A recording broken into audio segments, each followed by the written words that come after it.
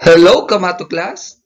Welcome back sa isa na namang pag-aaral ng aralin sa mathematics. The different geometric figures that you've seen will be part of our discussion.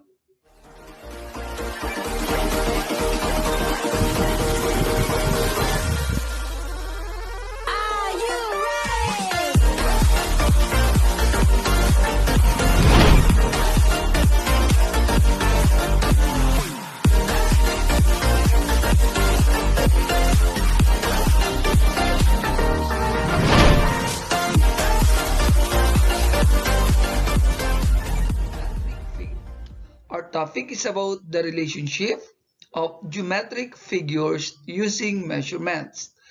Especially, we will be working with supplementary angles, complementary angles, congruent angles, vertical angles, adjacent angles, linear pairs, perpendicular lines, and parallel lines. One at a time, alamin natin ang mga yan.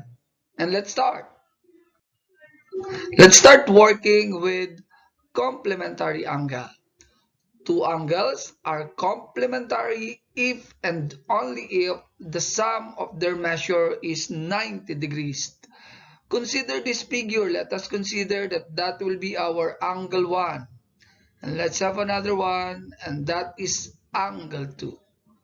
If angle 1 and angle 2 are complementary, then the measure of angle 1 plus the measure of angle 2 is 90 degrees. So, ibig sabihin kapag complementary angle, dapat pag nag-add tayo ng angles, ang magiging sagot o ang sum nila ay 90 degree. Let us consider this.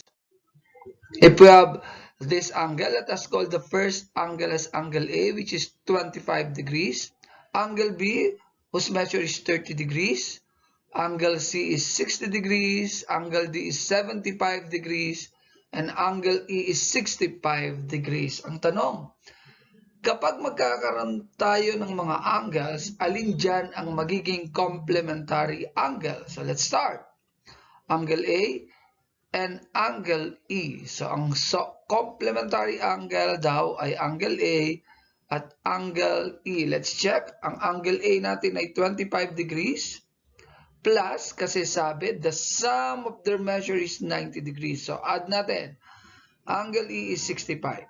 Pag in-add natin ang 25 degrees plus 65 degrees, that is equal to 90 degrees. Therefore, angle A and angle E are complementary angles because the sum of their measure is 90 degrees. May pwede pa bang pagsamahin na angles at magiging 90 degrees ang sukat? Pag pinagsama ko ba itong angle A at angle C, pwede siyang maging complementary angle. 25 plus 60, that's 85 degrees. Hindi. So, tingnan natin kung mayroon pa. And that's angle B and angle C. Check natin, angle B and angle C. So, ang angle B is 30 degrees. Sum again, so plus. Angle C is 60 degrees. At pag inad natin yan, that's 90 degrees. Therefore, angle B and angle C are complementary angles because their sum is equal to 90 degrees. Okay, that's all about complementary. The second one is supplementary angles.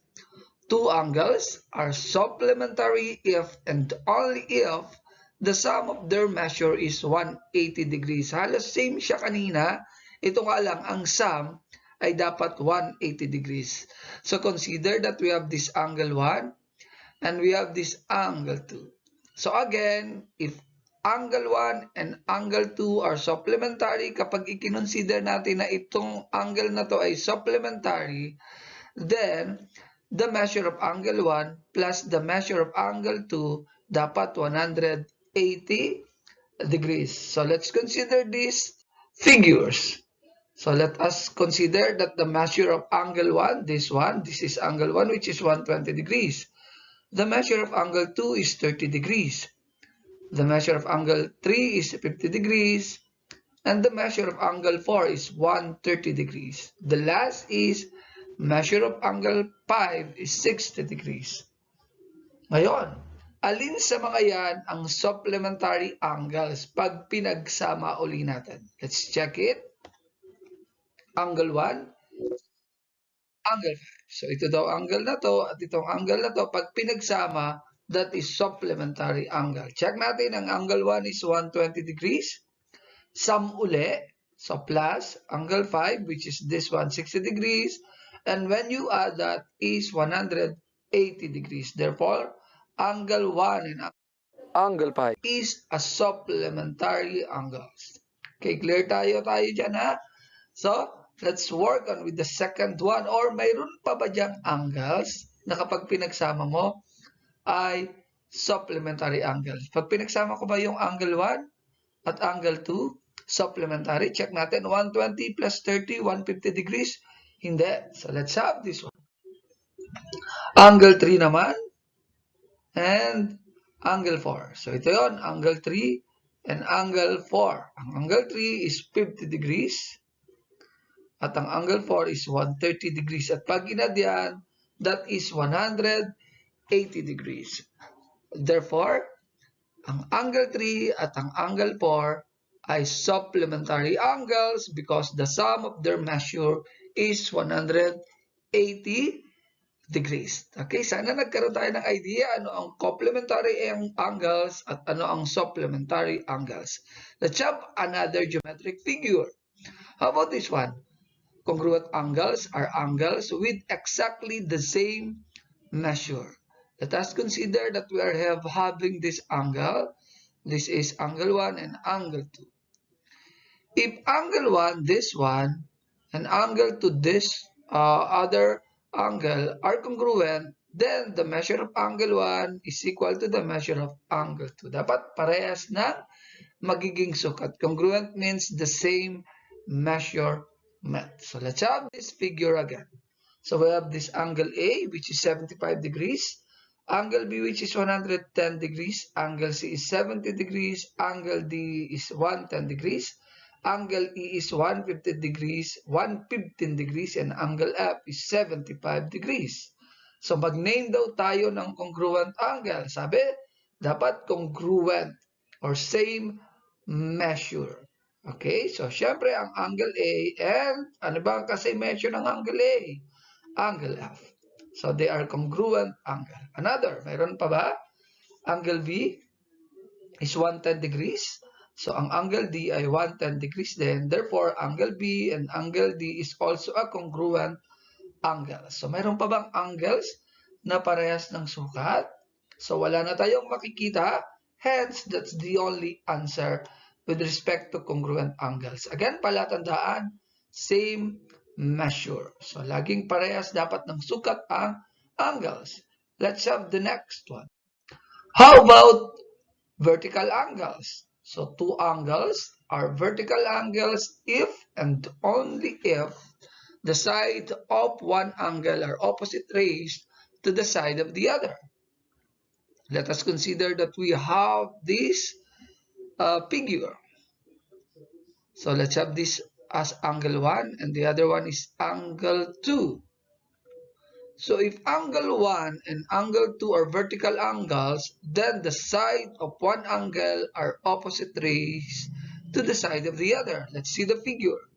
So kung ito yung ating angle 2, ito yung una nating pag-uusapan, so dapat ang ka-vertical angle niya ay yung angle na ka-opposite ray din niya. So tingnan natin, okay. So kung mapapansin nyo, ito yung angle 2, ito yung angle 1. They are in the opposite rays, especially with respect to the side. Therefore, we call that as vertical angles. Let's see this figure. Okay, let's have this figure. Sabi vertical angle ay dapat angles are opposite rays and side of the others. So, kung ang angle A o D ang pag-uusapan, ito yung angle A o D. So, alin ang ka-opposite niya? Siyempre, ito, angle BOC. So, they are vertical angles. May iba pa bang angles na vertical? Halimbawa, sinabi ko BOC. Pwede bang vertical angle niya ang BOA? Hindi. So, kung AOB ang aking itatanong, angle A o B, So, ang kanyang ka-vertical line, ang kanyang ka-vertical angles is angle DOC. Ito yung una. Siyempre, ito yung ka-vertical niya. Ito yung pangalawa. Siyempre, ito naman yung kanyang ka-vertical angles. Okay, so that's about vertical angles. Let's have another one. How about adjacent angle? Two angles are adjacent when they have a common side and a common vertex. Let us consider that we're going to talk of this figure. So, angle ABD and angle DBC. So, ito yung ating pinag-uusapan. ABD at DBC are adjacent angles, then they have common side. So, alin ang common side nila? Ito yon, line segment BD or line BD. So, ito yon. Yan. Yun yung kanyang common side. Side yun ng ABD, side din siya ng DBC. And dapat they have common vertex. So, ang ABD, B ang vertex, ang DBC, B rin ang vertex. And that's point B. Okay, sana nagkaroon tayo ng idea sa adjacent angle. And let us work on with this figure. So, mag-name tayo ng adjacent angles. Kung ang aking itatanong ay angle EBA, ano ang kanyang ka-adjacent angle? So, ang kanyang ka-adjacent angle is angle ABF. And that's correct. Pwede rin angle ABD. Pwede rin ang angle ABC. Kasi mayroon silang common side at ang kanilang vertex ay B. Sana nagiget? Let's have another one. Kung ang ating itatanong ay angle ABF. So, ano ang kanyang ka-adjacent angle? So, pwedeng ito, FBD. Angle FBD. Pero pwede din ang angle FBC.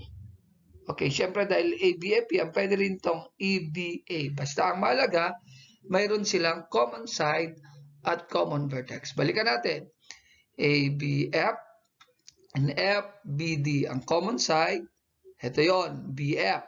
So, ang common vertex ay B. Let's have another one. Angle FBD, FBD. So, ang kanyang ka-vertical angles ay DBC. Ito naman yung DBC. So, ito yung kanilang common side at ang vertex nila ay B. So, kunyari, angle EBF.